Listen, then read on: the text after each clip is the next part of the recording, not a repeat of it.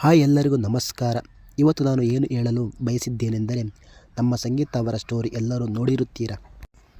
ನೋಡಿಲ್ಲ ಅಂದರೆ ನೋಡಿ. ಅವರು ಒಂದು ವ್ಯಕ್ತಿಯ ಕುರಿತು ಅವರು ಬೇಸರದ ಅಭಿಪ್ರಾಯ ವ್ಯಕ್ತಪಡಿಸಿದ್ದಾರೆ. ಅದೇನೆಂದರೆ, ಒಬ್ಬರ ಮೇಲಿನ ಅಭಿಮಾನದಿಂದ ಇನ್ನೊಬ್ಬರನ್ನು ನಿಂದಿಸಿ ಮಾತನಾಡುವುದು ಎಷ್ಟು ಸರಿ? ಅದು ಇನ್ನೊಬ್ಬರ ವ್ಯಕ್ತಿತ್ವ ಜೀವನದ ಮೇಲೆ ಅಪಾರ ಪರಿಣಾಮ ಬೀರುವ ಸಾಧ್ಯತೆ ಹೆಚ್ಚಿರುತ್ತದೆ. ಹಾಗಾಗಿ ತಮ್ಮ ಅಭಿಮಾನ ಇನ್ನೊಬ್ಬರಿಗೆ ಕೆಡಕನ್ನು ಉಂಟುಮಾಡದೇ ಇರಲಿ ಎಂದು ಬೇಸರವನ್ನು ವ್ಯಕ್ತಪಡಿಸಿದ್ದಾರೆ. ಹಾಗೂ ಈಗ ಪ್ರೆಸೆಂಟ್ ನಡೆಯುತ್ತಿರುವ ಘಟನೆಗೂ ಅನ್ವಯವಾಗುತ್ತದೆ.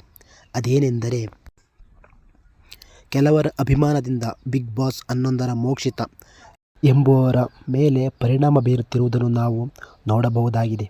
ಈಗ ಇದು ಆ ವ್ಯಕ್ತಿಯ ಮೇಲೆ ಪರೋಕ್ಷ ಅಥವಾ ಪ್ರತ್ಯಕ್ಷವಾಗಿ ಪರಿಣಾಮ ಬೀರುವ ಸಾಧ್ಯತೆ ಹೆಚ್ಚಿರುತ್ತದೆ.